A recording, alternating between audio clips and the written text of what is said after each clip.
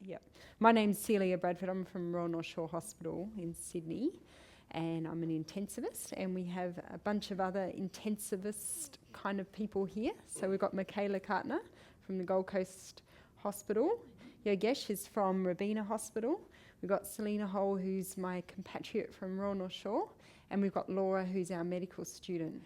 So when we're thinking about renal failure, acute kidney injury in ICU patients, it's good to be on the same page to know exactly what we're talking about.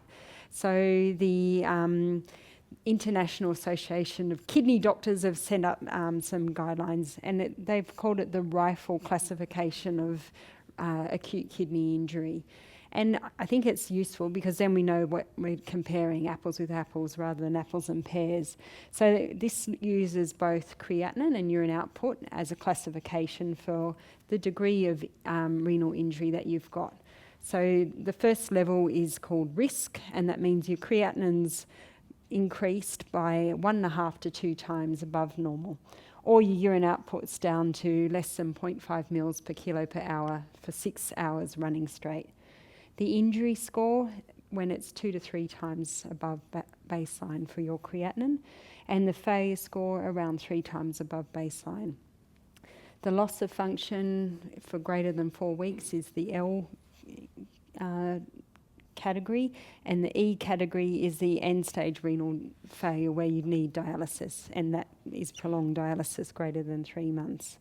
There's a lot of stuff in the literature at the moment talking about the optimal timing of starting dialysis, and this is where this sort of thing comes in to play, where different units can say, okay, we will always start dialysis when patients get into the I level or the F level or something like that, so that because there's a little bit of dispute as to whether starting dialysis early in our patients is of benefit compared to waiting till they're sort of fairly critical or really in need of dialysis. So that's the sort of things that we'll be seeing coming out in the renal literature over the next few years. There's the Canadian group based in Toronto are looking at that sort of optimal timing of when to start dialysis in the ICU patient.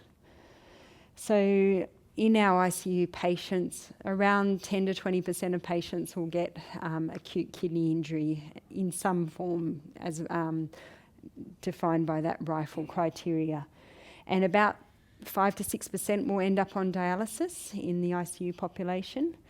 It's associated with great morbidity and mortality. Overall, if you get an acute kidney injury in that failure stage in ICU patients, 50% of those patients will actually die. And if you end up on dialysis, you've got an 80% chance of dying. So it's often associated with multi-organ failure. So it's a nasty illness. I think the most common cause of acute kidney injury in our dialysis patients is acute tubular necrosis.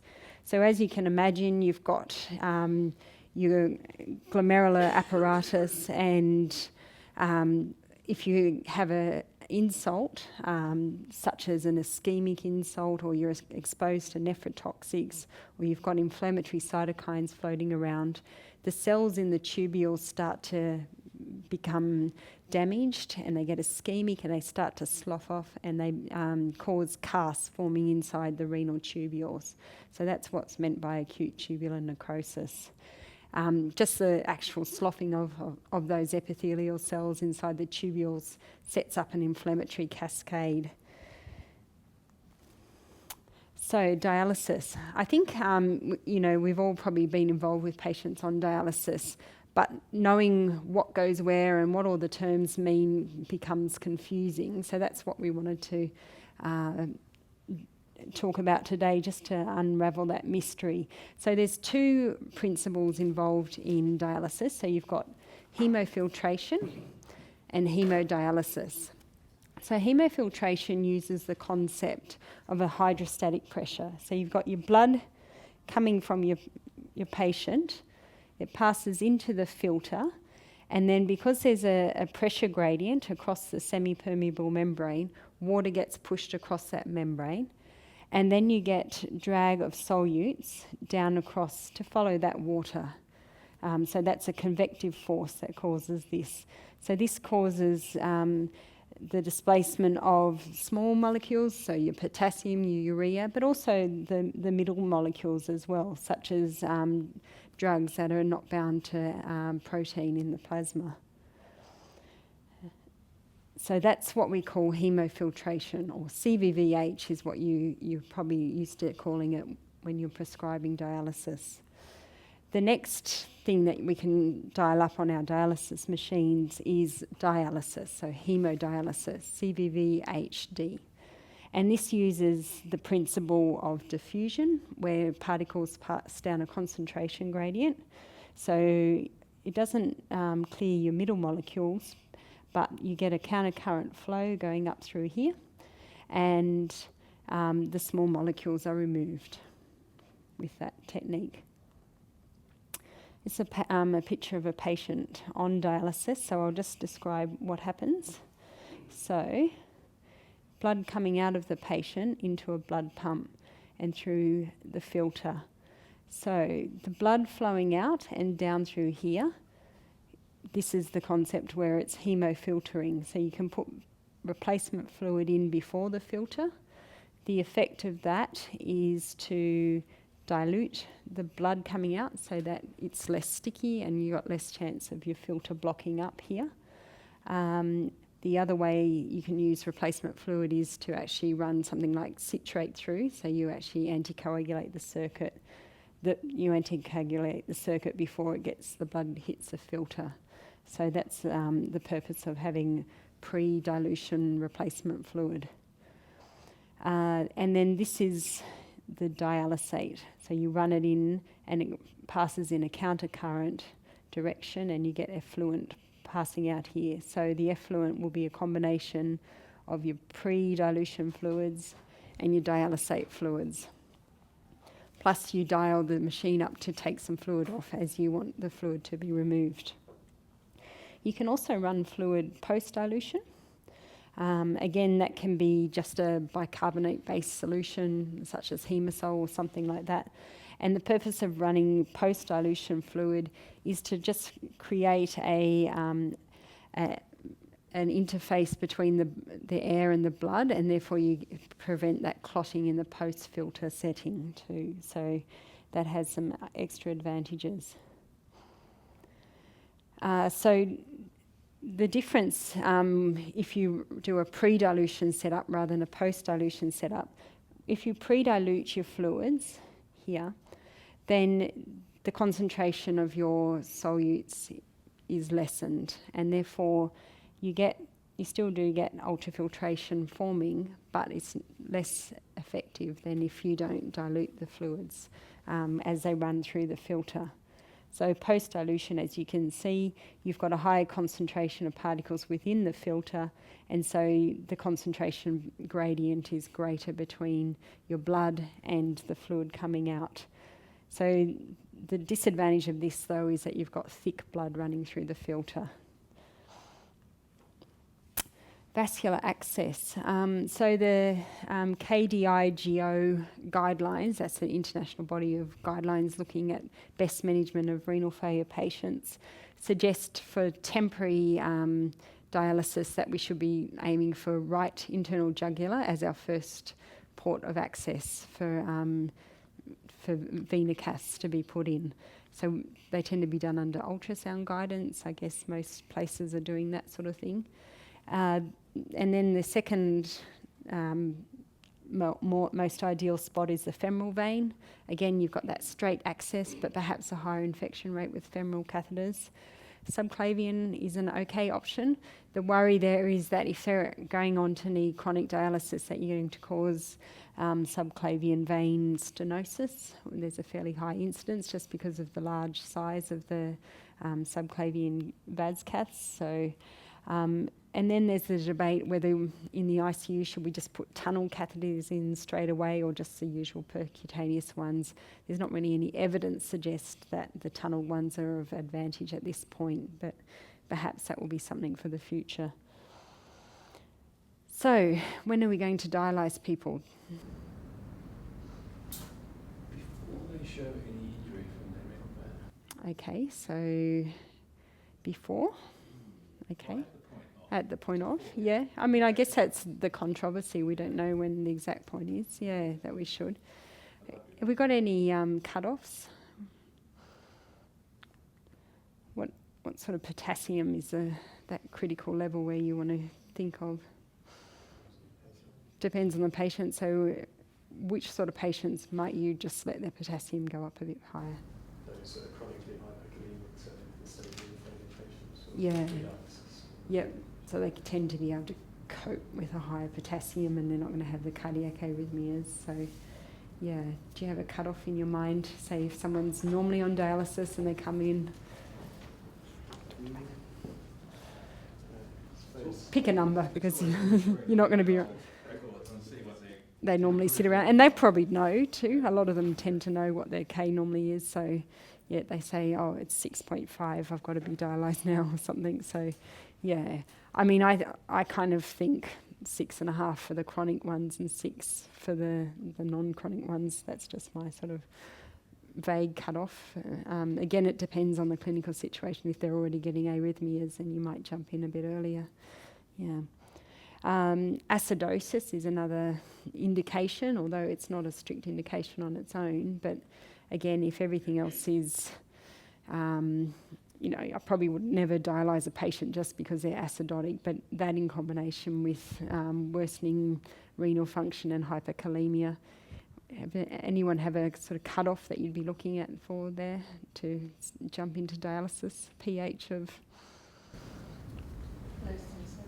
So my personal cut, what I've seen people do is that if the patient's on very high pressure requirements Mm-hmm. and is acidotic, the threshold tends to be a little bit higher. Mm-hmm. Whereas if they're not on inotropes and their pressures are okay, they tend to tolerate that. Okay, so you're sort of talking about whether the dialysis is going to have an adverse effect on their hemodynamics. Or actually a beneficial effect in the sense by correcting the acidosis and decreasing Okay, sure. improving the functionality of their Yep. Okay, all right, yeah. Again, it's a bit of a random number, 7.2 or down to as low as 7, depending on other things in the clinical picture, of course. Fluid overload, I think that's what you're saying when you're talking about preventing the complications of your renal injury. If you're oliguric or anuric and you're starting to fill up your lungs, we know that in ICU patients alone is associated with an increased mortality. So I think that's probably one of the main indications for starting dialysis in our patients. Uremic complications. So again, what's that magic number for the urea? I don't know. And again, depending what you normally sit around, if you've got chronic renal impairment, some people can tolerate a urea of 40 and just be wide awake and not have any bleeding complications. But some people who have a urea of 20 will get really drowsy and, they might start getting pericardial effusions. You can tell that they're bleeding because their platelets aren't working because of the uremia, etc. So again, it's a little bit on a case-by-case basis. What sort of drugs can you dialyse off? ED people know this. Yep. Yes.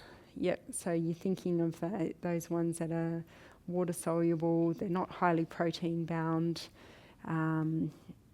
Any examples in the mix? Lithium. Yeah. So I think lithium, when they're lithium toxic and they've got established renal failure, that's certainly an indication for dialysis, especially in the chronic lithium users. Yep.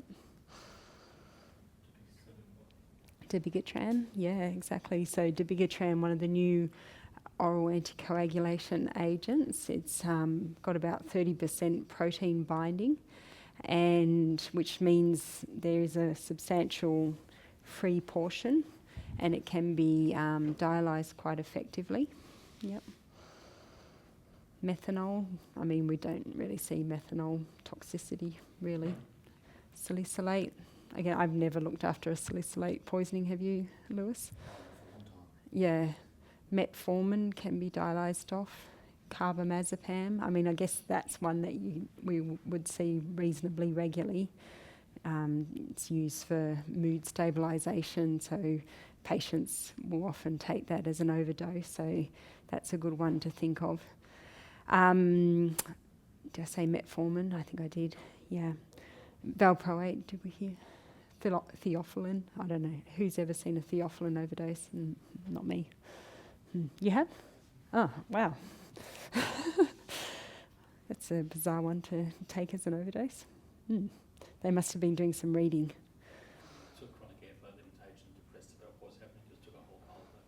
Sounds fair enough. Okay, so the dose. So I think the last 5 years of the renal literature has been dominated by what is the correct dose. So there was a trend, and there was a big group, particularly the European renal enthusiasts, who thought that this high volume hemofiltration was the way to go. And they thought that was a fantastic thing, particularly in septic patients, because you'd clear away all the nasty cytokines, and the patients would do much better. And there was various trials that have looked at this question, looking at these high volumes versus sort of regular volumes. And none of the trials have shown any benefit for the high volumes. So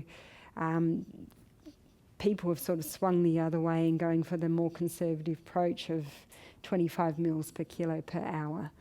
So, if it's on a 100 kilogram man, you're doing 2.5 litre exchanges every hour. Now, we do get downtime on our dialysis machines, so that needs to be taken into account when you're thinking about how much actual dose you're delivering your patients over the day.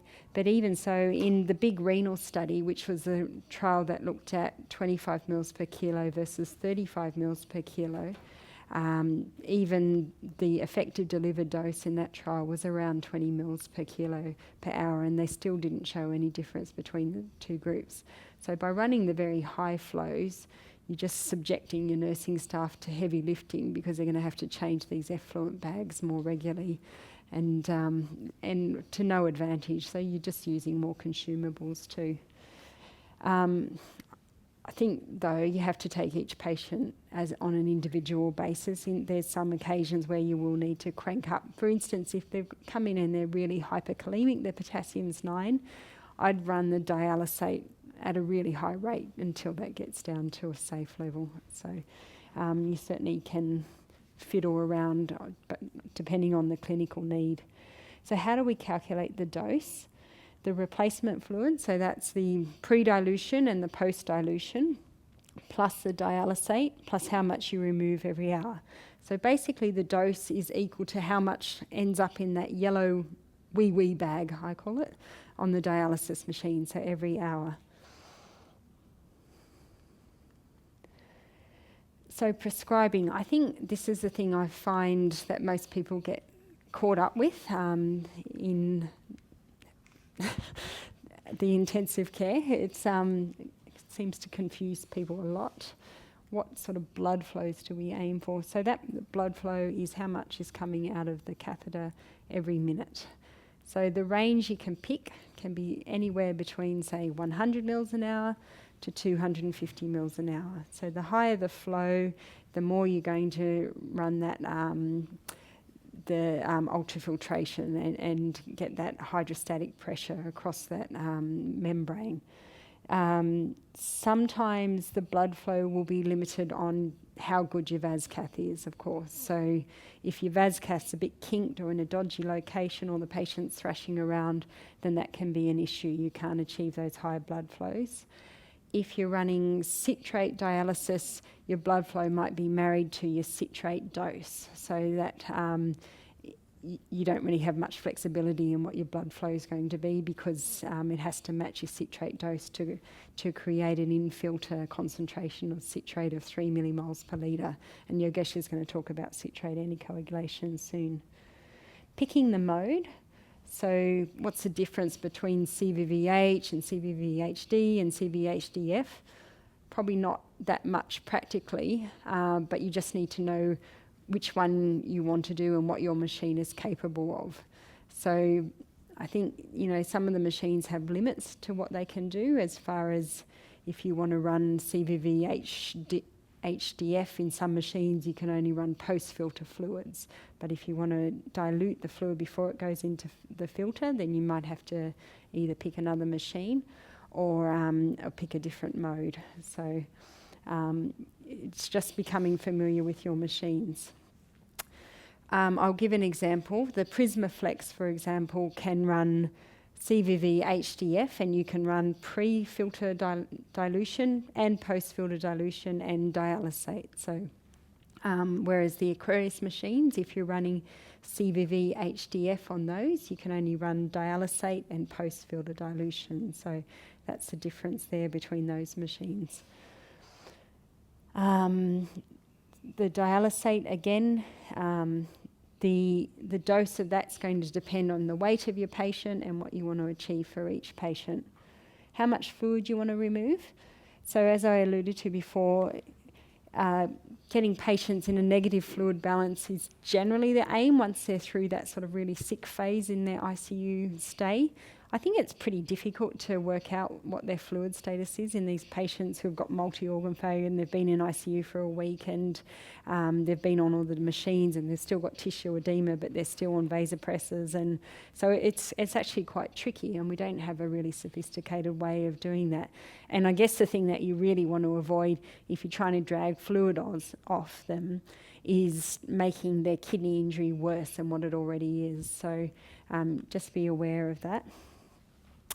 What fluids do we want to use? Well, there's a whole lot of dialysate fluids on the market. Each unit will tend to have their standard thing, and it's generally, whatever the hospital's made with a deal with the companies. Bicarbonate-based solutions are pretty popular now. Does everyone use bicarbonate-based solutions, or do you still use lactate-based solutions? Or Short half-life though, so you can't keep loading up the stock in the really. I guess that's a real problem too if you haven't got the big turnover of patients. I know we still ship it in, don't we, when we need it? So I guess we probably throw a bit out too, though. Not too much. No? It takes 3 months to get it, so Right. 18 months shelf life. So Okay. you get it 3 months in the water, so that's it's Yeah. probably about a year. It goes out about a year expiry date most of the fluids. Mm-hmm. Yeah. And do you think most of the places are using bicarbonate-based solutions now? In New South Wales ACT, yes. Yeah. We've got a couple of small places that don't. Mm-hmm. What do you use in Albury? We've got some bicarbonate solution enough for 24 hours that we ordered and we need to use it, but we start off with the lactate solution. Right. Okay. Yeah. Right. Excellent. In Ivory Tower, you can afford to spit from that high. Okay. I guess that, I don't think that we pay too much more for our bicarbonate solutions, do we? Right. No, it's About the same. It's about the same price. Yeah. It's from a practical point of view as well. Now with the citrate, you've got to have 2 different types of fluid as well. So if you've got bicarbonate as well as dialysate solutions, calcium-free and citrate and lactate, then it gets confusing. Storage is a nightmare. So Yeah. it's why lactate seems to have gone, again, because of practical issues as well. Yeah. And the bicarbonate solution we use when we're running citrate has a lower bicarbonate concentration compared to your regular Hemosol. So it's a B22 solution. So anticoagulation, I won't go into that because I guess she's going to speak about that. When you're on a dialysis circuit, you need to monitor your patients quite carefully. You can get big shifts in potassium and phosphate, and you need to monitor your anticoagulation. So as a ballpark, depending on how sick your patient is, 8-hourly electrolytes and anticoagulation studies initially, and then you can drop that down once they stabilise out a bit. So adverse effects of dialysis, just from putting in a massive cannula in a vein, you can have problems. As you know, you can get hemothoraces, pneumothoraces. If you put it in the femoral vein, you can get retroperitoneal hemorrhage, pericardial tamponade. It's a terrifying list, but it doesn't happen that often. And problems during therapy, in your really unstable patients, they tend to get hypotensive when you run them on. You can usually support them though, just with a bit of Pressor. Arrhythmias are more common if you're on dialysis, AF particularly. The fluid balance issue, as I talked about before, it's difficult to work out where you're up to with that. electrolytes. I was just reading something this morning actually in the renal study. They looked at patients and those who got hypophosphatemic, and there's actually the people who got hypophosphatemic while on renal therapy did better than the ones that didn't. But what they thought was that that's a phenomenon that occurs around day 4 of your ICU stay, so that all the patients who didn't get hypophosphatemic were actually dead before they got hypophosphatemic. So it was probably a bit of a false signal there. Bleeding complications, particularly if you're heparinizing the patient. Drug underdosing is a big one. I'll talk about underdosing in a sec, just a bit. Okay. So using it in special circumstances, you were talking about plasmapheresis before, that is one sort of special application. The other one is putting a patient who's on ECMO onto dialysis. So, there's a couple of different ways to do it, but I think probably the easiest way is to put it into parallel into the circuit. We had a patient recently who had a massive PE who we put on dialysis. So we hooked the access past the pump, ran a blood flow off here. So coming down here was 5 litres per minute. Coming down here we pulled off 200 mils per minute through the dialysis machine. You run your replacement fluid and your dialysate fluid as you normally would, and you get your wee-wee in your wee-wee bag there. And you just run it through and then back in, 200 mils per minute, and it goes back into this, which is 5 litres per minute. So you're just sucking a bit off and putting it back in. So it's relatively easy. Because this was a VA circuit that we were running it on, there was the issue that the return pressures were very high because it was going into the arterial circulation. However, the Prismaflex machine, which we used for this, you can adjust the alarms and it'll run up to 300 millimetres of mercury, 350 millimetres of mercury. So some of the other machines wouldn't allow you to do that necessarily. So again, you have to pick the right machine for the right application. And this was the circuit, so that's the pump. Blood coming out of the pump at 5 litres per minute, sucking it off up to the dialysis machine, and then returning back into the circuit, and then back through the oxygenator and off into the patient's body there. So you don't want to do it before the pump because that's a negative sucking pressure there, and if you get a break in the circuit, you just suck air into the whole thing, so it's a bit of a disaster. I think I've kind of spoken about that. I might talk about that a bit more when we do the cases, that other thing. Okay, I guess the other interesting thing, and being in Queensland, you've got the fantastically brilliant Jeff Lippman up here, who's really into this stuff, antibiotic dosing when you're on dialysis. It's a really complex area, and you could probably give an hour lecture on that alone. I think the main take-home message is that we probably tend to underdose patients on dialysis because we're worried that we're going to poison their kidneys more. I think the best way to think about it is using your effluent to predict what your GFR is, so what you're effectively running the patient's GFR by having them on dialysis. So for instance, if you're running 2.5 litre exchanges, then that is equivalent to a GFR of 60, so a normal GFR essentially. So if a patient's getting that much in their exchange, you can run the doses of things at pretty much normal levels. You tend to avoid nephrotoxic drugs like your aminoglycosides. If you're using amphotericin, you'll use liposomal coated amphotericin just to reduce your renal toxicity. But overall, I guess we tend to err on the side of caution when perhaps we're doing more harm than good there in these patients. So if you can measure levels, that's helpful. So, I mean, obviously with drugs like vancomycin, you can measure levels and that really helps guide your treatment. With the beta-lactams, so your penicillins, your cephalosporins, your carbapens, because they do the time-dependent killing, if you can run them as an infusion, that's beneficial. You'll get that more consistent bacterial killing with them. Of course, the patient's pharmacokinetics all change in your critically ill patient with renal failure. So the uremia itself causes disruptions in your protein binding. Total body water increases, so the volume of distribution is increased. So all your drugs are handled really differently from what they would normally be. So there are really complex calculations as to how to try and estimate drug doses in these patients, but it's probably outside the scope of this lecture today.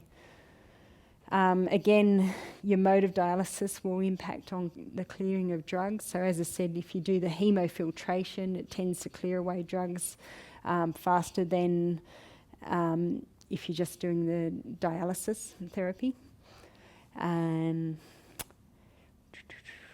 also the prescribed dose versus your delivered dose. If you've got a lot of downtime, patients off to CT scan, off to theatres, the filter keeps clotting, then that's also will change how much dosing you'll need to give the patient to. I think that should do me.